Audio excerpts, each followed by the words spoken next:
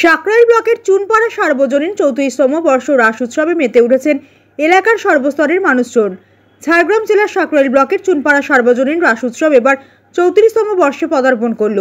রবিবার সন্ধ্যায় হরিনাম সংকীর্তন অনুষ্ঠানে যোগ দিলেন গোপীবল্লভপুর বিধানসভার বিধায়ক ডাক্তার খগেন্দ্রনাথ মাহাতো, সাকরাইল পঞ্চায়েত সমিতির কৃষি সেচ সমবায় দপ্তরের কর্মাধ্যক্ষ মথুর মাহাতো, জেলা আরটিএ সদস্য অনুপ মাহাতো, পাত্র গ্রাম পঞ্চায়েতের প্রধান দীপক বৈষ্ণব, বিশিষ্ট সমাজসেবী প্রভাত রঞ্জন চংদা সহ আরও অনেকে।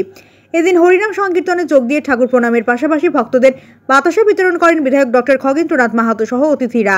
রাস উৎসবের অনুষ্ঠানে যোগদান করেন গোপীবল্লভপুর বিধানসভা কেন্দ্রের বিধায়ক ডাক্তার খগেন্দ্রনাথ মাহাতো। ওই এলাকার সর্বস্তরের মানুষকে রাস উৎসবের শুভেচ্ছা ও অভিনন্দন জানান।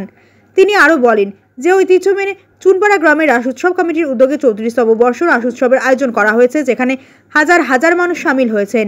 রাস উৎসবে সামিল হওয়া ভক্তদেরও তিনি অভিনন্দন শুভেচ্ছা জানান। সেই সঙ্গে তিনি ওই রাস উৎসবের সাফল্য কামনা করেন।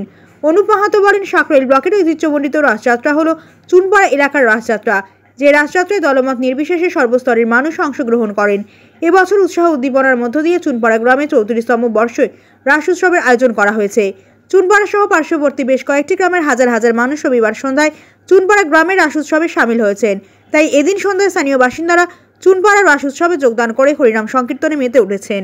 ধন্যবাদ জানাতে চাই চুনপাড়া গ্রামের সমস্ত মানুষজনকে, এবং তারা 3 দিন ধরে যে ধরনের মানুষের সাথে একসাথে মিলে নাম ঠাকুরের নামে সকলে মিলে এলাকার মানুষজনকে সাথে নিয়ে শান্তির বার্তা ঠাকুর নামের সাথে সাথে মানুষের কাছে সকলের শান্তি কামনা, সর্বোপরি সকলের উন্নতির কথার জন্য ভবিষ্যতের জন্য ভালো হয় যাতে সেই যে পরিবেশ তৈরি করছে সেই জন্য তাদেরকে ধন্যবাদ জানাই। এটা বক্তব্য রাখার জায়গা নয়।